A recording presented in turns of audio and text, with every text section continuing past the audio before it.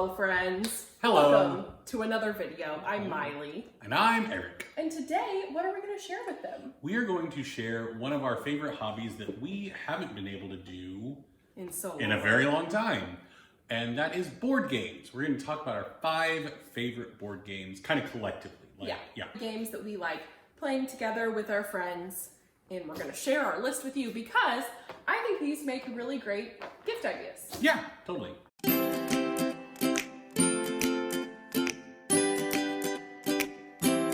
These games in particular are ones that we bring over to like friends' house when we want to like have dinner and then play a couple board games. Most of these only take like 45 minutes, maybe upwards of an hour. Probably the frequent flyer, most popular. Yeah, that we take every time is Monikers.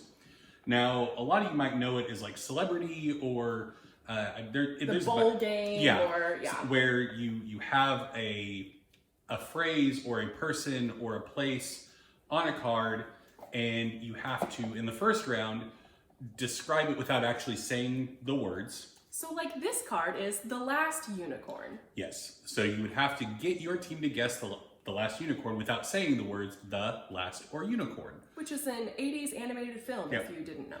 And then all the same cards get shuffled up once the first round is done. And in round 2, you can only say one word. And then in the final round, it's charades. But you're working with the same group of 10 cards each. So 40 to 60 cards, the same group of them. So you get more familiar with them as you go. The reason it's fun is inside jokes develop over the course of the game and references, and it becomes a lot of fun. It's pretty funny. Once you get to the charades round, it just gets so funny. Yeah.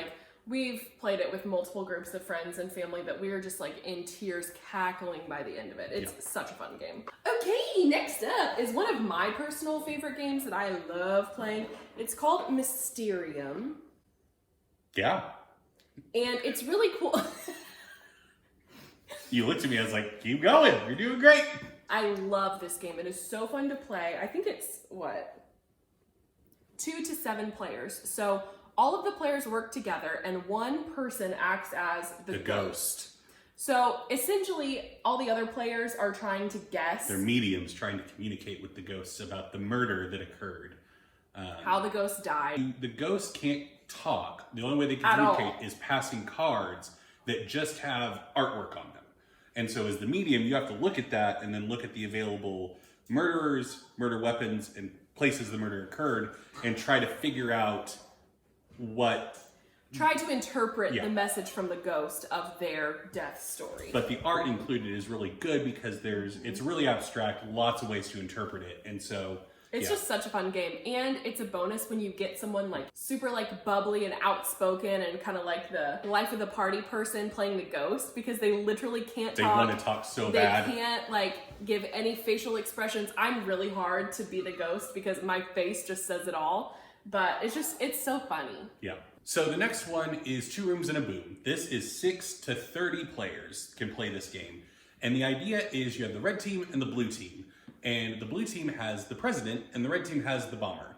The blue team's goal is to make sure the president and the bomber are not in the same room by the end of the game. And the red team's goal is the opposite. What makes it fun is you have these timed rounds and then you have a team leader. And you literally need 2 separate rooms and then a neutral space to play this game because you physically separate everybody. It's pretty fun. And you talk strategy, and at the end of every round, each team has to swap somebody.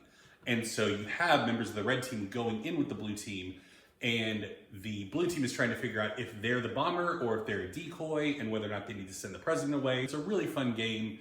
We play it every year for the cousin sleepover, which is the Christmas Eve celebration that we, once again, won't be getting to do this year. Yeah. But this kind of became a tradition. Everybody loves it and has a good time. So that's really the only place we've ever played it, at the cousin Christmas Eve sleepover. Mm-hmm. It's such a fun game. It's hilarious. Yeah. And you kind of get to sacrifice certain people and Well, and think about strategy of because you with us, we know all the people that we're playing with so well, and so if Miley and I are in separate teams, she's going to be able to say, okay, Eric's definitely going to do this and this to the rest of her team, and you get to strategize, so it's a lot of fun. It's so fun. Okay, the next game is one of the original games that really got me into playing board games. It's a tried and true, really popular, really easy to play. My favorite game of all time. We haven't played it in a long time. Yeah. We should do that. We should do that soon. Yeah. sit down and play it, because it's a 2-player game. Ticket to Ride. You can find this basically everywhere. It's so popular, but it's popular for a reason. I freaking love this game so much. Essentially, it's just a big map, and you route different train routes to different locations, and it's just like a very relaxing, calming game.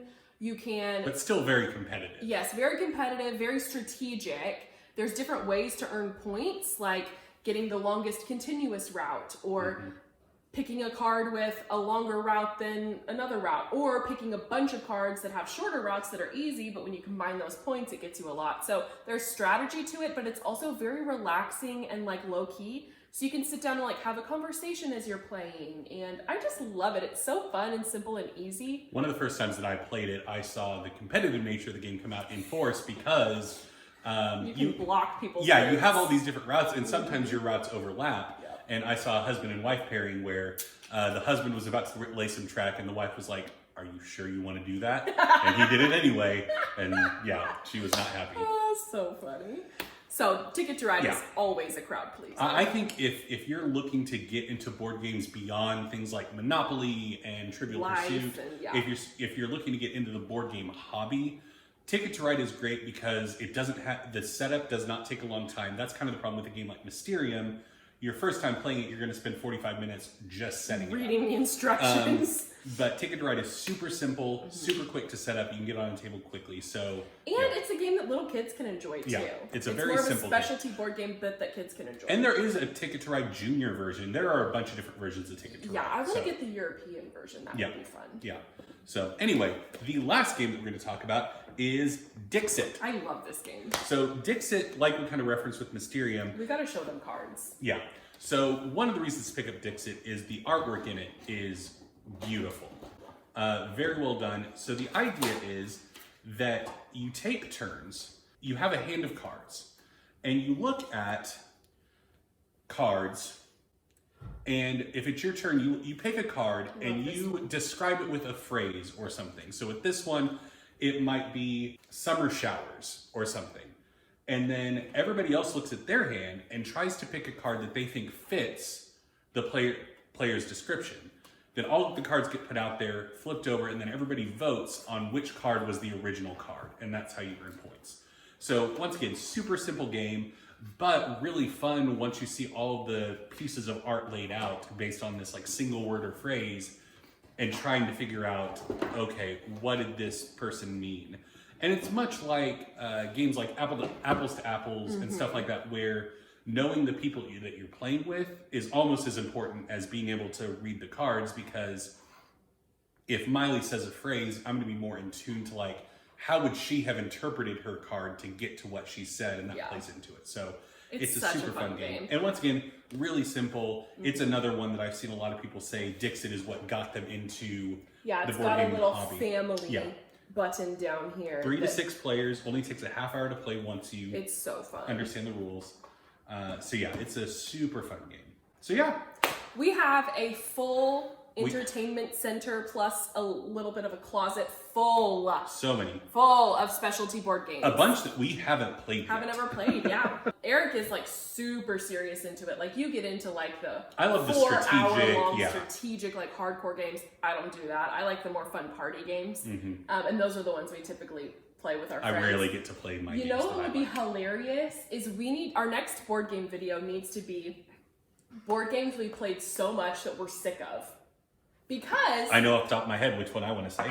Oh, I can think of like 5. Because they're all really great, fun, awesome board games to play, especially with a party, but we just are so sick of them because we played them so many times that we do not get them out. But you guys would probably really like them as more introductory suggestions for getting into the board game hobby. So all this to say, we hope you enjoyed our board games. Maybe if you have someone in your family that would like to get these board games for Christmas, I'll link all these down below where you can get them because they would make such great Christmas presents. And also if you just want to get into the hobby of board games, these are really great games to start with. So yeah, totally. That is all for today. Thank you guys so much for watching. Don't forget to smash that subscribe button. You forgot. And we will see you next time. Like the video, thumbs up, hit all the things. Bye. Bye.